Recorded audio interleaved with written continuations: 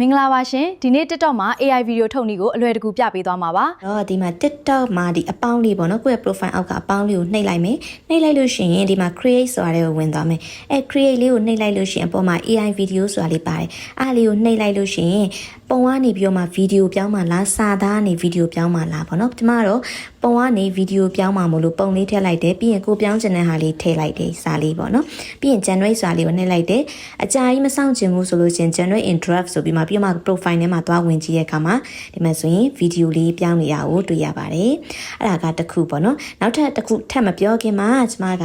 ဒီကြော်ညာဝင်ပါမယ်အဲ့တော့ပတ်စံဝင်တယ်လို့နာမည်ကြီးနေကြတဲ့ Japan Region TikTok account ပေါ့နော်အသစ်လေးတွေဖောက်ချင်နေဆိုရင်ပဲဖြစ်ဖြစ်ဒါမှမဟုတ်ရှင်ကိုယ့်ရဲ့ post တွေကိုလူကြည့်များအောင် promote လုပ်တဲ့ဒီ coin ဝယ်ချင်နေဆိုရင်ပဲဖြစ်ဖြစ်ဒါမှမဟုတ်ရှင်ဒီလိုမျိုးပေါ့နော်ကိုရောင်းအားကောင်းအောင် boost လုပ်ချင်နေဆိုရင်ပဲဖြစ်ဖြစ်ဒီပေါ့နော်ကျမပြောနေကြဖြစ်တဲ့ဒီ Telegram က Premier ACC နေလေးဆိုတဲ့အကောင့်မှာတွားပြီးတော့မှစုံစမ်းလို့ရပါတယ်။ဒါတော့ဒီပုံမှာ AI self ဆိုတာလေးပေါ့နော်။အဲ့ဒါလေးကကျတော့ကိုယ့်ရဲ့ဒီ stat ဆိုတာလေးကိုနှိပ်လိုက်ပြီးရင်ကိုယ့်ရဲ့မျက်နှာပုံကိုရိုက်ပြီးတော့ပေါ့နော်။ကိုယ့်ရဲ့ avatar အရင်ဆုံးထုတ်လိုက်တယ်။ထုတ်လိုက်ပြီးလို့ရှင်သူဒီထဲမှာပြထားတဲ့ style နေလေးကနေပြီးတော့မှကိုက base style လေးကိုကိုယ့်မျက်နှာနဲ့ try ချင်လဲပေါ့နော်။ကြိုက်တဲ့ဟာကိုရွေးလိုက်လို့ရပါတယ်။အမှကိုကြိုက်တဲ့ဟာလေးကိုရွေးလိုက်ပြီးတော့လို့ရှင်အောက်မှာဒီ generate ဆိုတာလေးကိုနှိပ်လိုက်လို့ရှင်